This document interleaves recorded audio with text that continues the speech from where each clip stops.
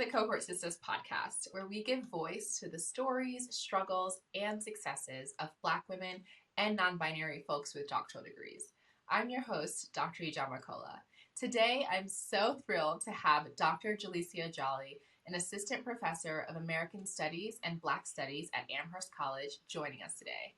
With a PhD in American Studies from the University of Michigan and a 2022 Ford postdoctoral fellowship at Yale University, Dr. Jolly's research focuses on Black women's health, reproductive justice organizing, intersectionality, and transnational social movements. Her forthcoming book manuscript, called Ill Erotics, Black Caribbean Women and Self-Making in the Time of HIV/AIDS, offers a compelling ethnography of young Black Jamaican women living with HIV and their confrontations with reproductive violence and inequality in neo-colonial Jamaica.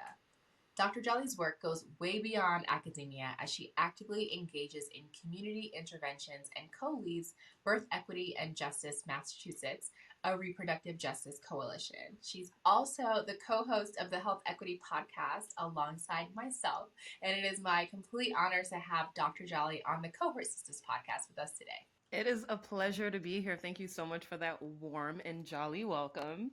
Well, thank you again. Let's just start off. I feel like, I know you well, but the people don't know about you. So tell us a little bit about yourself. Where are you from? Where do you live now? And what are some of the things that you like to do when you're not busy working on your book, working on your research, organizing, or teaching? What are some of the things that you like to do outside of all of that? I love this question. Thank you for starting with it.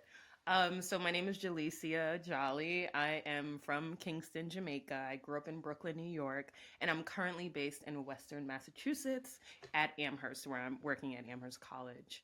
So when I am not working, one of the things that I love to do is traveling. I love traveling with my family, with friends. I absolutely love exploring the world through the eyes of my almost 2.5-year-old. I love spoken word poetry, love writing it, love witnessing it, and seeing folks I love perform it. And I love to eat. I might not be the best cook, but I surely am a wonderful eater. I, did not know about the spoken word. I feel like we've known each other for a little bit, and you had just posted last week or the week before about doing spoken word in, was it Paris? And I was like, That's what? right. What in the world? How did you get into spoken word? Yes. So as a teenager, in Brooklyn, I participated in an HIV organization. It was arts and activism, and it was my first time sort of seeing arts and activism together. It was an arts activist organization that brought together dancers, poets, theater folks, storytellers, rappers, and other artists. They brought us together to educate and share information to Black and Brown youth throughout the city around HIV/AIDS and sexual and reproductive health. And so during this time, we would have community events, sort of outreach activities, and we would have community events and outreach activities that brought us together to share information about, sexual health, ways to educate yourself, protect yourself, but also ways to kind of communicate with various generations of people about safe sex, well-being, and just reproductive and sexual health on a broader level. And what we would do is come together and have open mics. We would have open mics at cafes and other, public venues and spaces throughout Brooklyn. And that's really where I learned about my love for the pen, about writing, and really spoken word poetry set my soul on fire. I love that. I love that. I am curious, is there anything else that, happened in your childhood or any other memories that you can recall that kind of shaped the academic, the organizer, the activist, the artist that you are today, aside from that program that you did when you were in high school? Wow, Dr. Cola, that was an excellent question. You should you should be an oral historian. You're good at this. I may or may not be one. You may, that is true. Excuse me for not assuming that you already are.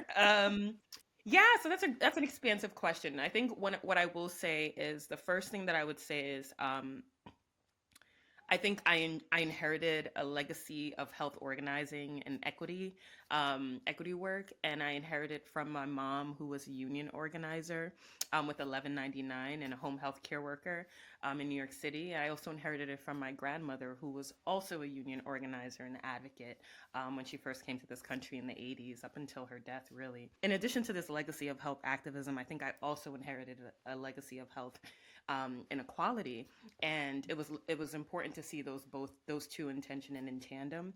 So my grandmother experienced forced sterilization and had poor access to prenatal care, and which led to the death of my mother's infant brother. And so, just kind of having that context for how I come into my work, my research, my love for spoken word and documenting experiences and sharing them with the world.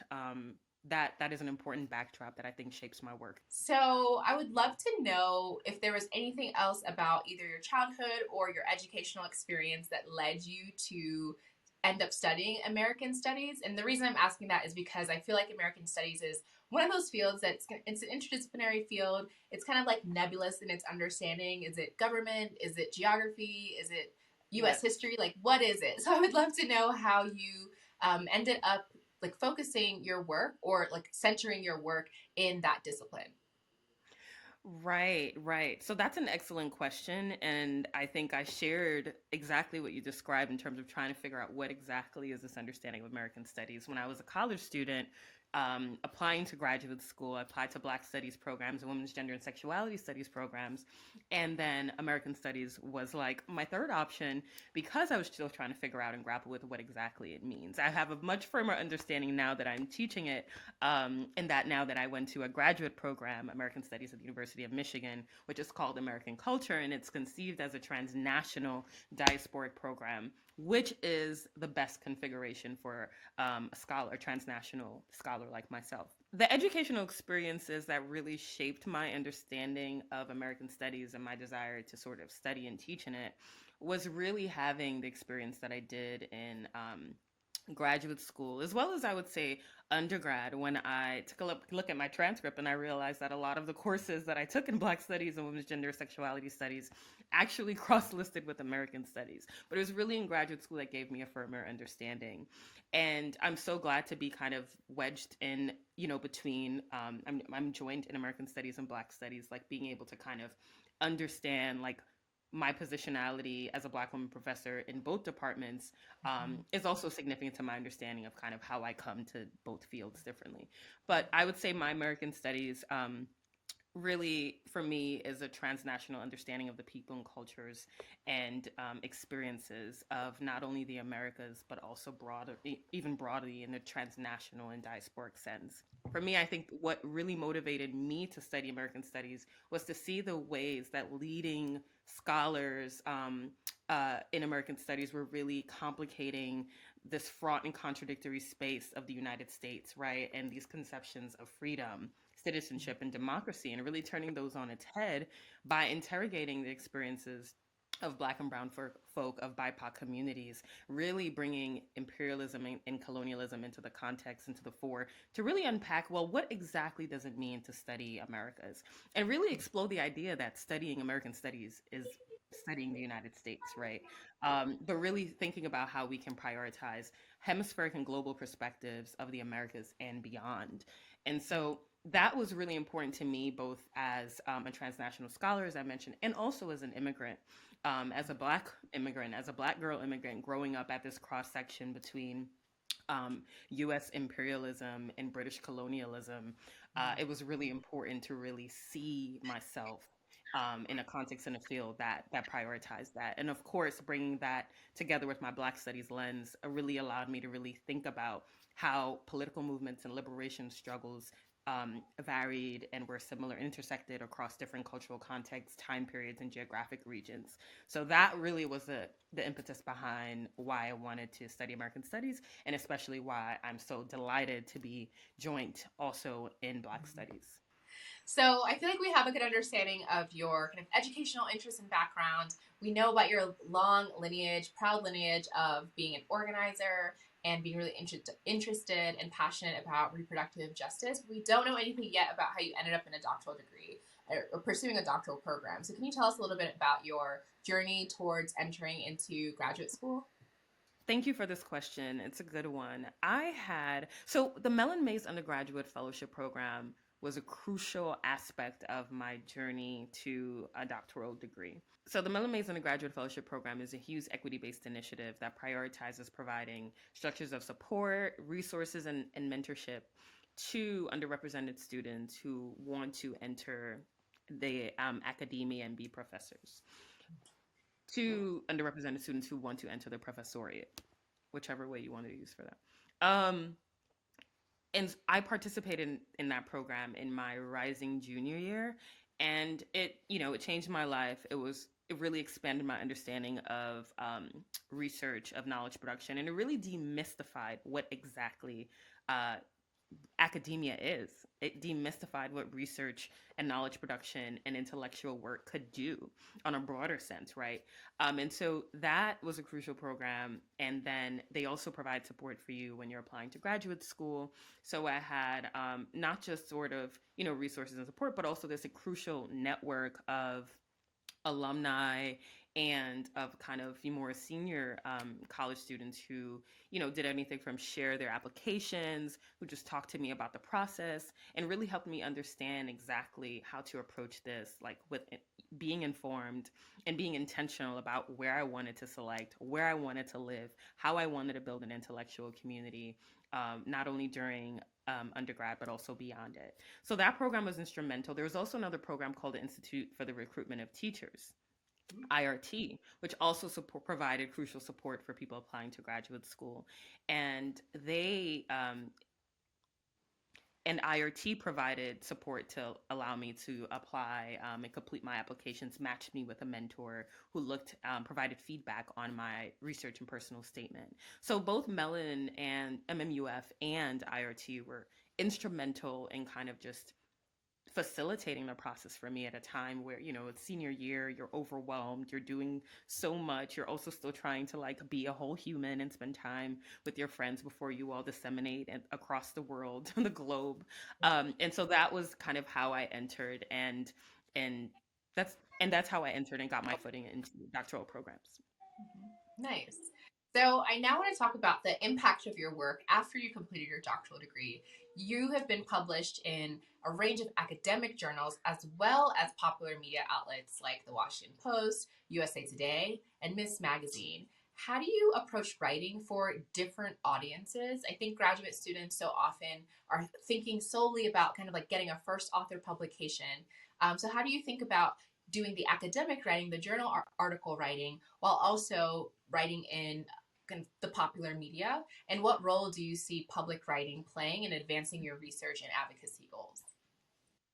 Thank you for that. I would say I love writing, and one of my primary commitments, whether I'm doing research academic writing for manuscripts, journal articles, or for sort of public outlets, it's to really produce work that is exciting to read, that's enjoyable, that is relevant, right? That's culturally informed, and also that's accessible. I always say I want anyone from the president to my mother to my grandmother to cousins back home to be able Yeah. to read it, and I want work that everyday people can read and actually engage and find useful in their lives and advocacy. And so one of the things that is important for me, I would say, is identifying kind of like a coherent message that I want to get across, right? Why it matters to me, and importantly, why it matters to different audiences, whether that be policymakers, researchers, and academicians. Beyond that, though, Black communities in the United States and in the Caribbean, why it matters to organizers, advocates, educators, and etc. And so at the early stage of my writing journey, I had my husband, my friends, and my sisters read my work and give me general feedback, because I know they were going to tell me if something was unclear, if there was too much jargon. And during this time, I also started writing for the University of Michigan's graduate school blog called the Rackham blog. And that really taught me how to like communicate concisely and effectively without jargon. And as I'm revising actually my book manuscript right now, I'm able to more clearly see the impact of this approach to writing on my research and my advocacy goals, as you asked. And I would say being able to write publicly and to engage various audiences beyond just researchers and academics is, for Mhm. me, that's it's important to elevate the experiences in multiple spaces. It's important for me to really elevate the health and the activism of Black communities, particularly Black girls and women, and to do so in ways that challenge the pathologizing narratives about their bodies, lives, and reproduction. That requires both mastering, getting a good sense of the scientific, the public health, their sort of academic research literature, but also getting a sense of what people are saying in their own words, right? Meeting them on their own terms, and really understanding how they're crafting solution, political worlds, and visions for themselves every day, right? That is often not documented. And so part of my goal is to really bridge the research with the advocacy and policy so that I can make tangible their needs to power holders that can make decisions about their Yeah. lives. Yeah. I think that's one of the things that really drew me to you. Like when we first were introduced to each other and I was learning about your work and kind of how your scholarship essentially, I was like, wow, she has cracked the code on being an intellectual, an academic intellectual who is, checking off all of these, very stereotypical like academic goals, Mm-hmm. like getting the postdocs, getting the Right. tenure track job. Like you're killing it on that front, but you're also able to, and it's not only able to, but you prioritize being able to make sure that your work is legible to the public. And I completely admire and have the utmost respect for that because, for me, one of my biggest qualms with academia from jump was this, it felt like so separate from the real world and from real people and their real problems. And so I really, really appreciate whenever I come across a scholar, especially a Black woman scholar, who is doing the thing, like doing what they want us to do in the ivory tower, but still being really real and being grounded, and doing the work on the ground. So I actually want to talk about some of your on the ground work. You're a public scholar committed to political action, so not just writing about policy, but actually organizing, which is another thing that academics love to just like talk about it and not be about it, right? So, can you share a little bit more about your role in co leading Birth Equity and Justice Massachusetts and the goals of this Reproductive Justice Coalition? And I want to add one other question on there is like, how are you juggling the organizing with the writing, with the teaching? How are you juggling all of those things? Oh So part one my. of the question was share more about your role in leading the organization, and then part two was juggling them all. Absolutely. Wow, juggling them all. I feel like you and I could like side chat about what that juggle looks like on multiple levels. And then you just, add motherhood in there, right? Mm-hmm. Um, so yes, that's an excellent question. And one of the things that I would say is I really admire and appreciate your work as well. And so, it's lovely to kind of see this generation of at people who are in academia really trying to bridge the sort of public scholarship work with academic research and the advocacy work with public impact work like this. So I see you, Dr. Cola, do your thing. And it's wonderful to be in Girl. community with you while doing it. And so Birth Equity and Justice Massachusetts, I co-lead with my wonderful co-organizer, Yamina Romulus. And the goal of BEJMA is really to expand inclusive tables of political leadership around reproductive justice in Massachusetts, the Commonwealth. And it's a Black woman led RJ coalition that advances maternal health equity, reproductive health equity, and policy, and really aims to improve the health outcomes of Black and brown birthing people through, I would say, collaboration, right?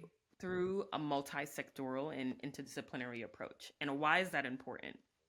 Well, we're a body of clinicians, researchers, community leaders, faith leaders, advocates, um, policy advocates, and birthing people. And part of what drew us to this work, so Bejma so Bejma was formed in 2020 at the height of the COVID pandemic, where you had, sort of shifting and changing hospital policies about, birth support, about who could be present. And also you just had a lot of miscommunication about what the sort of regulations and practices and rules were that shaped the reproductive health and birthing and experiences of birthing people within medical institutions and hospital settings.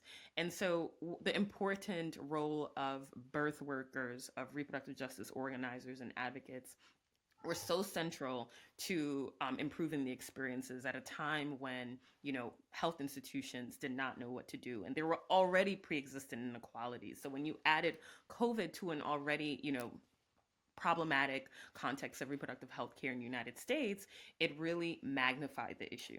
So Benjamin came in at this time, and much of what the work is trying to do now, right, is reframe and reclaim birth by centering bodily autonomy, wellness, and joy, as well as expanding the priority agendas and decision-making spaces to foreground the leadership and knowledge of Black and Brown people. Black women have been leading this work forever, but Right. oftentimes it's white women's leadership that's prioritized. And even still, there's a lot of like sort of clinical research and academic work that are about reproductive health and birthing that often isn't centered around the actual lived experiences of Black birthing people. And so Mhm. part of what we wanted to do was to really find ways to develop these evidence-based practices and interventions that shape the quality of care that's distributed within and beyond medical institutions. So that's what we do at Bedroom. Nice. I love that. Um, so I now want to talk about kind of going back to your academic work. We're flip flopping. You're talking about organizing, talking about academic work back and forth. What motivated you to pursue a career in academia? I feel like we've talked about the research component, but there are plenty Yeah, of people who conduct research but don't end up teaching. So why yeah, teach? Why teach? right. And what motivated me to pursue a career in academia? Yeah. When I think about the moments that were most like intellectually stimulating for me in college and grad school, they were the times that set my soul on fire. It was being in classes where professors made academic work exciting, who challenged us, who expanded who could be a knowledge producer, and who made connections between rigorous intellectual work and everyday lived experiences, right? And in fact, that who challenged these divisions as well. And I wanted to be that. That really excited me. And Yeah. so as a professor today, I'm like, I really aim to do that, but also I aim to make connections between everyday life and like social movements and political visions. And I wanted to have students see themselves in the work, right? And to see real life knowledge in action and movement building in action. And so the huge part of teaching for me is really those priorities, and also to allow them to similarly set their soul on fire by engaging a piece of text, or creating a project that allows them to put in action what they've been working, or connecting these sort of high level theoretical works with some concrete action in a grassroots context or in the context of their campus. And so that really is what motivates me to build a learning and classroom environment where we can literally connect these important intellectual, concerns to everyday and urgent ethical, political, and social issues. Yeah. Love it, love it. I know your I don't know if they call it at Amherst, but I know your evaluation scores are through the roof because you just seem like a very relatable instructor and professor, and that is so rare and so valued in the academy. So kudos to you for doing the important work of educating our students, the next And generation. I hope the evaluation scores are through the roof. We don't know. They are. I know they are. As an instructor and as someone who cares about how they are educating their scholars, I'm curious, what are some of the biggest challenges that you see in the field of American studies and Black studies? Especially in light of your very much on the ground research and advocacy work, as well as changing federal and state policies around how we educate about American history, about Black studies. How do you envision those fields evolving in the coming years, and what role do you see yourself playing in those developments? Yeah, that's a great question. And it really it's a big question and so important when we consider the significance of like knowledge production and responding to these urgent political and social issues. And I would say one of the biggest I think there are multiple challenges and avenues and opportunities to engage this. But I think one of the biggest challenges that I see is finding ways to amplify the sort of primarily theoretical literature Mm, on like systemic racism or gender and sexuality or like race and racial hierarchization. And I think one way that I see things being done is like around me, like when I see like my peers or like friends who recently graduated graduate school, and I think the future is here. And when I see my colleagues and like other sister scholars also, I know that the future is here. And I think what I would see as my role in that is really collaborating and building communities together, intellectual communities and otherwise, where we can both create the spaces that we want to see intellectually, where we can, create lecture series that are like working groups or workshops that allow us to build cross institutional relationships and really explode these disciplinary boundaries, because work on systemic racism, work on health equity, work on reproductive justice, work on gender and sexual queer politics, work on race is going to require that we explore these, and I mean that's what we've been always doing, is exploding these disciplinary boundaries so that we can more better so that we can facilitate better engagement in an interdisciplinary lens to devise sort of the solution and or responses to these ever-present issues that shape our lives. yeah. Yes, and I'm so excited to be doing that work with you, partially or in one way, through Yes, the Health yes. Equity Podcast. We've got myself, a historian, a medical historian, and yourself, a medical humanist, kind of Yes. coming together and amplifying the stories and the voices of folks who are doing really groundbreaking and important activism and organizing around a variety of health disparity issues, health equity issues that are plaguing the Black community. So I'm glad to be in your circle, helping to start to build, sorry, not to build, to break down those disciplinary boundaries and silos that Yes, often keep us disconnected from one another. So, absolutely.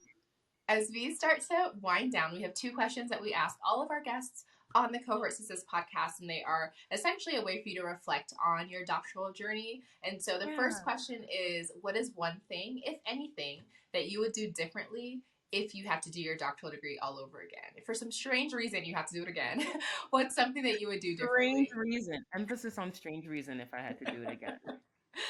One of the things I would have done differently is probably not believe the deficit narrative sooner, so Mm-hmm. that I can have more mental space, capacity, and room to just create and to just be early on in the graduate trajectory. And what I mean by that, about by the deficit narrative, I feel like so many times you're told you're battling imposter syndrome, or you're battling thoughts or grappling with thoughts about you're not good enough, or you need to read like 500 more like books and articles to feel like you can say like one claim or one statement, or you have an encounter or an engagement with someone within the space that makes doubt the quality or impact of your work, or the significance of the stakes and claims of your research and intervention. And I generally had a supportive experience. And I've also see moments where experiences that I or my other peers or friends had, that that really made it hard to just create and produce the great brilliant work that they were not only selected to produce, but also that they have full capacity and brilliance to be able to produce. And so I think that deficit narrative, I think I would just push back against that sooner, um, before defending my doctoral the before defending the thesis, before defending the dissertation, and even before sort of defending the prospectus, right? Like just early on, just like engage, be present in the work, and and not believe what academia tells you about yourself. um yeah, that's certainly what I would have changed. Mm-hmm. Yeah, I'm glad you brought that up because I feel like there's a misconception, and I'm also reflecting on my own personal experience. There's like a misconception between being academically prepared for graduate school. I felt like I was very academically prepared. I had also done, summer research programs, had tons of research experience. Like I knew exactly what I was going to write my dissertation on, like from day one. But there's a Yes. completely different work of like being emotionally and Yes. psychologically prepared, and a lot of that is like having the confidence and the self-esteem and the self-affirming language in order to Yeah. hype yourself up every day, every semester, Oh my gosh. and to not like let those sentiments about like, well, maybe I was, maybe I'm not supposed to be here, or like maybe this was an Yes. accident. Like to not let those Mhm. thoughts like permeate your mind. And I feel Absolutely. like that's really the work that, you know, when I think about like what the mission of cohorts is, it's not to make people smarter so that they can get into a doctoral program. Like that's not that's not what we need. Like what we need is Absolutely. to be able to affirm and uplift and really encourage ourselves that we have the mental fortitude and the self affirmations and the confidence in order to continue persevering, to continue doing the amazing work, so that our brilliant research and brilliant Yeah. ideas can come to the fore and really be shared with the world. So Absolutely. I'm so glad you brought that up. That spoke to me as Absolutely. well. And I think it's you mentioned it, you describe it well. Like it's also an iterative process, right? Mm-hmm. Like of redefining, of claiming, reclaiming, and of self-validating. And I think um the moments that was done so well is when I was in community with other people. So I'm so glad to see the work that Cohort Sisters is doing Mm-hmm. to build that intergenerational community because I think that's so crucial. Yeah, yes. I love it. So, last question. What is Yeah. one piece of advice that you have for prospective students or current Black women and non binary doctoral students? Just one last nugget that you want to share for the people.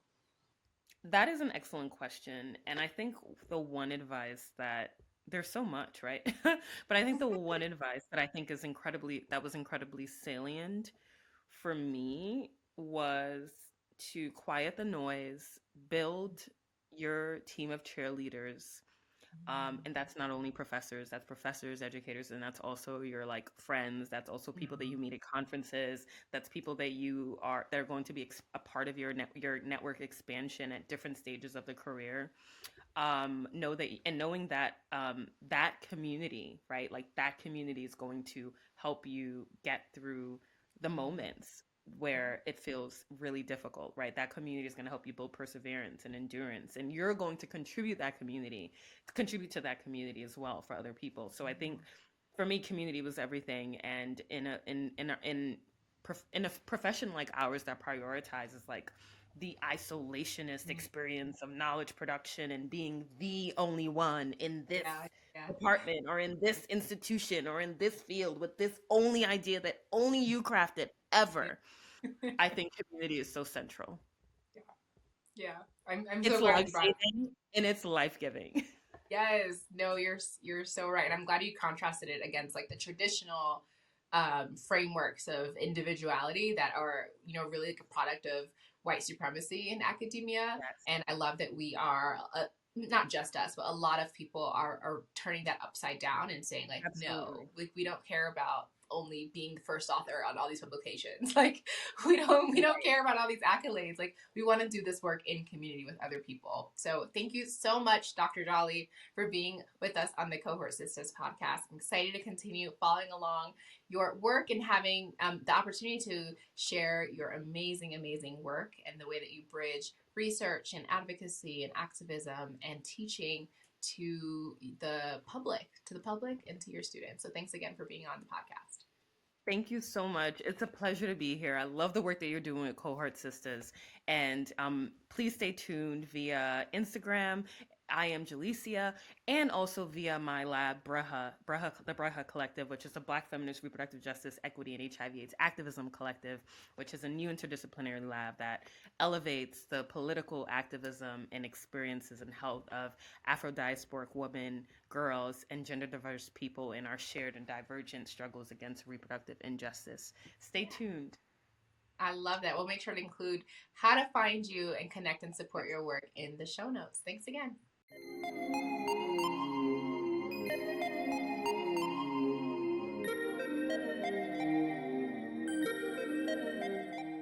Thank you again for listening to this week's episode of the Cohort Sisters podcast.